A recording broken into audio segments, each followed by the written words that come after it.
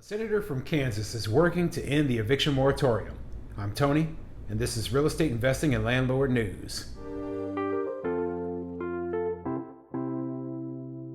All right, so I have an interesting article for you today, and it's coming from a Kansas newspaper here. And it looks like there's a senator from the state of Kansas who is working to end the federal eviction moratorium.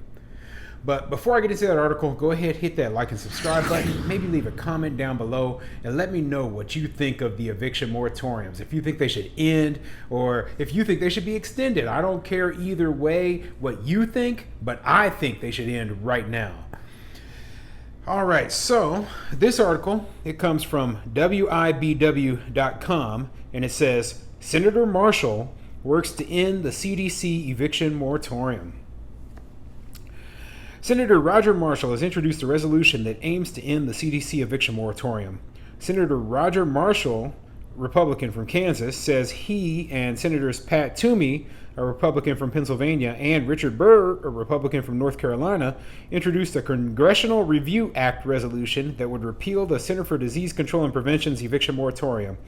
He said the resolution follows countless reports of property owners that struggle to stay afloat due to the order. He said the U.S. Supreme Court has indicated clear and specific congressional authorization would be needed for the CDC to extend the order.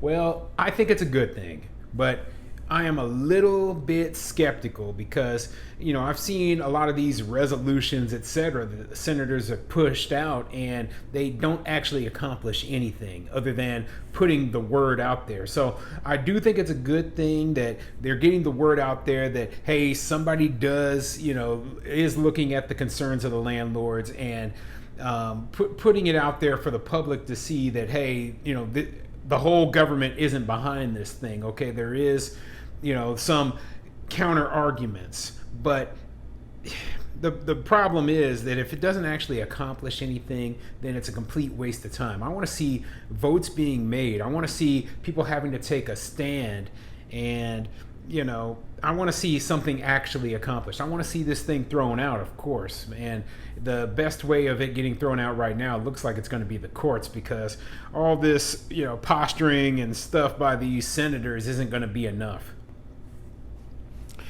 The administration's executive action banning landlords from collecting rent that is rightfully owed to them goes beyond the CDC's legal authority. This extended halt in eviction sets a dangerous precedent for government agencies operating outside of their statutory limitations in the future and must be stopped, said Senator Marshall.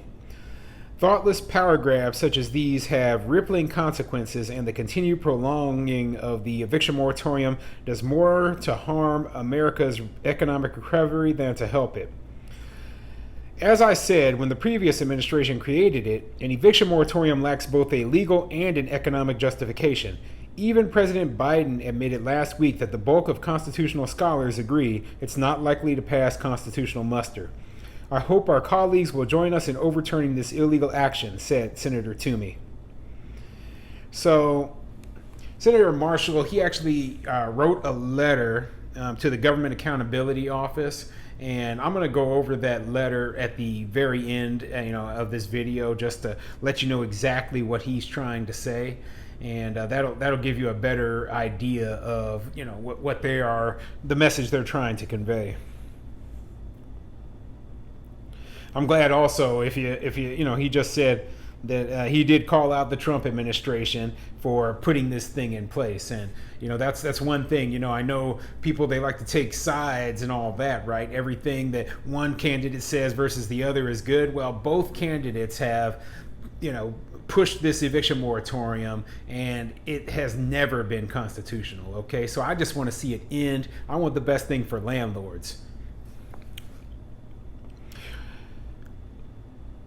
According to Senator Marshall, the legislation follows his letter to the Government Accountability Office Comptroller General of the U.S., Gene L. Dodaro, which urged him to determine that the CDC guidance to halt evictions counts as a rule, which makes it subject to congressional disapproval under the Congressional Review Act.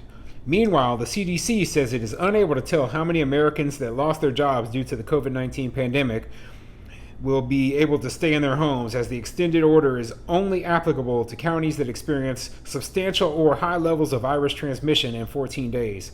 It said the slow pace of state and local government distribution of $47 billion in housing aid pushed it to extend the order. Well, here's the problem, okay? They don't even know how many people are actually being helped by this thing.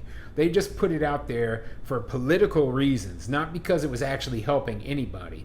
And even if it was helping someone, you just can't throw the Constitution out the door just because you're trying to help somebody, okay? That just isn't the way that things should be done here.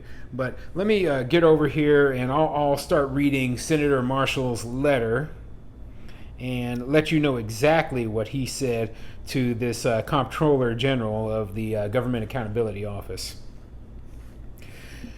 Dear Comptroller General Dodaro, on August 2nd, 2021, the Centers for Disease Control and Prevention issued an order halting evictions across the United States.